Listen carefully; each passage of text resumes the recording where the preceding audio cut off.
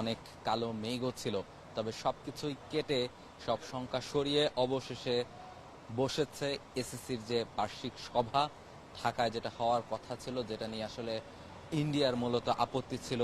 সেই জায়গাটা থেকে শ্রীলঙ্কা, আফগানিস্তানের মতো টেস্ট খেলুড়ে দেশগুলোতেও না আসার ব্যাপারে একটা আলোচনা ছিল যে তারা আসবে না। সেক্ষেত্রে এসএসসি সভাটা কি আদৌ ঢাকায় হওয়া সম্ভব কিনা, কিংবা হলেও তার থেকে কোনো সিদ্ধান্ত আনা সম্ভব কিনা যদি কোরাম পূর্ণ না হয়। পাঁচটা যে টেস্ট খেলুড়ে দেশ আছে তার মধ্যে তিনটাই যদি না আসে সেক্ষেত্রে কোরাম পূর্ণ হবে না। যদিও এসএসসির মোট 25টা সদস্য রয়েছে, সেখান থেকে 16-17টা সদস্য গতকালকেই চলে এসেছে, তবে সেগুলো সহযোগী সদস্য হয়। কোরাম পূরণের একটা ব্যাপার থাকে কোনো সিদ্ধান্ত নিতে হলে। সেক্ষেত্রে ইন্ডিয়া কিংবা শ্রীলঙ্কা কিংবা আফগানিস্তানের মতো দেশগুলোর সভাতে আসা কিংবা সভাতে যোগ দেওয়াটা খুব বেশি ইম্পর্টেন্ট ছিল। অবশেষে সব সংখ্যা কাটিয়ে গতকাল রাতেই মোটামুটি নিশ্চিত হওয়া গেছে যে আফগানিস্তান গতকাল রাতেই রওনা দিয়েছিল এই সভায় যোগ দেওয়ার জন্য। আজকে সকালে তারা এই সভায় জন্য এসে ঢাকায় এসে পৌঁছেছে। অলরেডি সভায় দুপুর 1টা নাগাদ তারা সবাই এসে পৌঁছেছে এবং সবাই আসলে এই মুহূর্তে সভায় রয়েছে এবং বোর্ড মিটিং এসএসসির যে এজিএম সেটা আসলে চলছে। এবং এই জায়গায় আরো কিছু ব্যাপার মেনশন করে দেওয়া প্রয়োজন যে আফগানিস্তান আসার কথা ছিল না, তারা শেষ মুহূর্তে এসেছে। ইন্ডিয়া আসার কথা ছিল না, তারা সশরীরে না আসলেও তারা কিন্তু ঠিকই ভার্চুয়ালি এই মিটিং এ অ্যাড হচ্ছে।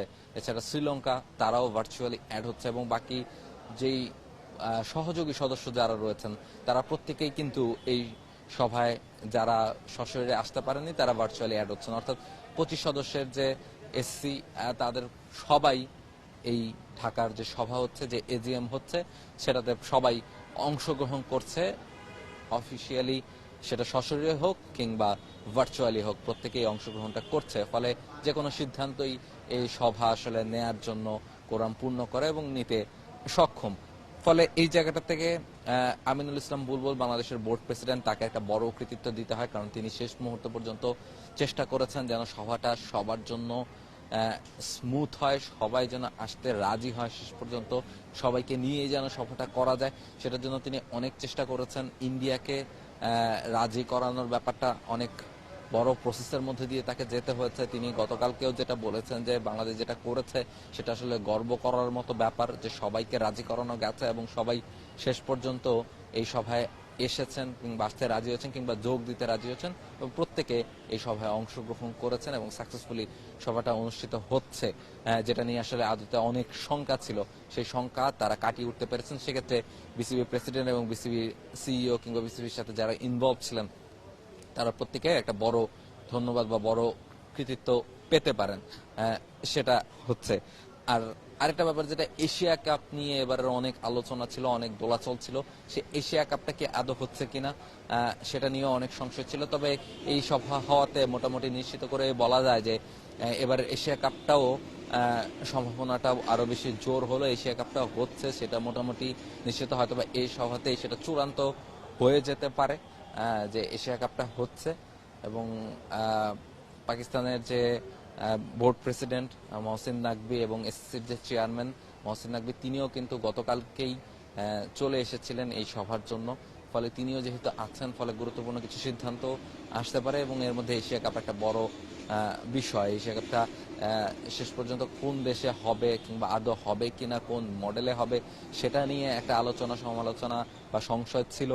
সেটা কাটিয়ে মোটামুটি নিশ্চিত করেই বলা যাচ্ছে যে শেষ পর্যন্ত কিন্তু এসএসসির যে সভাটা সেটা হতে যাচ্ছে এবং সেটা সেপ্টেম্বরের 5 তারিখ থেকে হয়তোবা শুরু হতে যাচ্ছে এবং 21 তারিখে টুর্নামেন্টটি শেষ হবে এবং মোট 8 দল নিয়ে এবারের এশিয়া কাপটা হচ্ছে। টেস্ট খেলুড়ে যে 5 দল আছে, বাংলাদেশ, ইন্ডিয়া, শ্রীলঙ্কা, আফগানিস্তান এবং পাকিস্তান, এর বাইরেও যদি ওমান, হংকং এবং যে যারা স্বাগতিক ইউএই তারা খেলবে।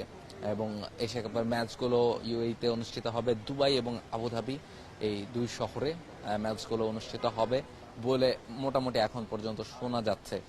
ফলে এশিয়া কাপটাতে হচ্ছে কিছু চেঞ্জ আসলেও সেটা এক প্রকার নিশ্চিতই বলা যায় এবং সেটা নিয়ে কোনো রকম সংশয় আসলে এই মুহূর্তে নেই বললেই বলা যায়। ফলে এটা বাংলাদেশের জন্য একটা সুখবর, কিংবা যেহেতু ইন্ডিয়াতে ওয়ার্ল্ড কাপ আছে আগামী বছর, তার আগে এশিয়া কাপ একটা বড় টুর্নামেন্ট এবং গুরুত্বপূর্ণ টুর্নামেন্ট এই সাবকন্টিনেন্টের জন্য। ফলে এশিয়া কাপটা যেহেতু হচ্ছে, সেটা বাংলাদেশের ক্রিকেট ভক্ত বা সাবকন্টিনেন্টের যারা রয়েছেন তাদের জন্য একটা ভালো সংবাদ, একটা প্রস্তুতির একটা বড় মঞ্চ হতে পারে এই এশিয়া কাপ।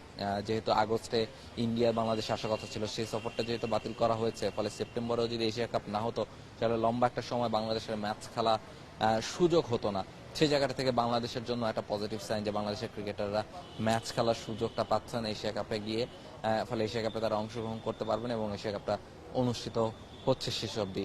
এবং পিসিবির যে চেয়ারম্যান এই মুহূর্তে যারা আছেন, আমরা জানি যে দুপুর একটার কিছুক্ষণ আগে আমরা দেখেছি যে পিসিবির চেয়ারম্যান মহসিন নাকবি কিংবা আফগানিস্তানের ক্রিকেট বোর্ডের সিইও কিংবা আরো যারা সহযোগী দেশগুলো আছেন তাদের প্রত্যেকে আসলে এসে সভায় অংশগ্রহণ করেছেন এবং বাকি ইন্ডিয়া, শ্রীলঙ্কা সহ আরো কয়েকটা দেশ তারা আসলে ভার্চুয়ালি অ্যাড হচ্ছে।